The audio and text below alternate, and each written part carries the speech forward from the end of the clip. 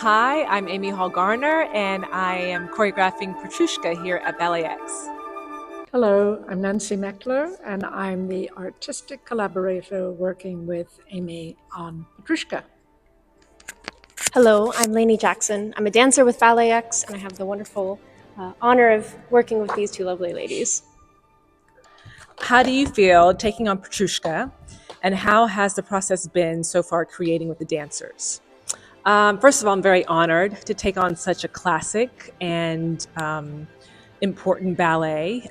We have reimagined it, and I say we, Nancy Meckler, the great Nancy Meckler, and I have reimagined this ballet to make it current, to make it something that is, how would you say, Nancy? Something that is reimagined, but it's also something that timeless. Yeah, something that's timeless and that still pays homage to the original work. Definitely using the music of Stravinsky and using the love triangle and a nod to the puppets, but it's vastly different in the want that our main character wants and the other characters want. What modern imagery, texts, or cultural moments shape this version you're creating? Well, in trying to reimagine it, we had to set it somewhere.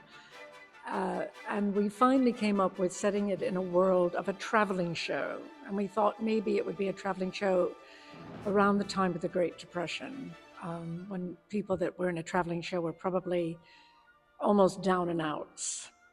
So that was one of our inspirations. And the original does have a traveling show as well, but ours will be very different just because we've thought of it in a completely different way and we've invented more backstage life.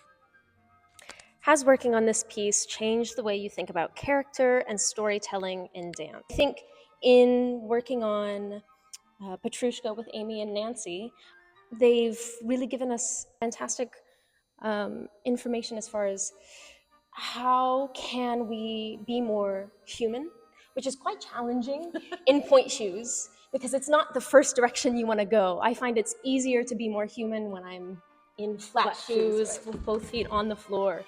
Also, too, the characters, they morph in and out. Lanie's character, for instance, she is a puppet, she's a doll, and then she's also a woman.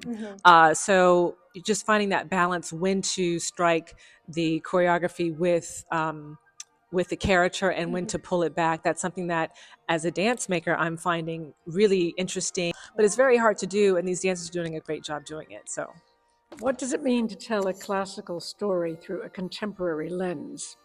Well, I always think that when you're working on an old story, the thing that you really need to look for is what is there in that story that is universal and timeless, so that it will have meaning and not just feel like a pleasant, nostalgic memory for a past time. Which themes from the original version feel relevant right now?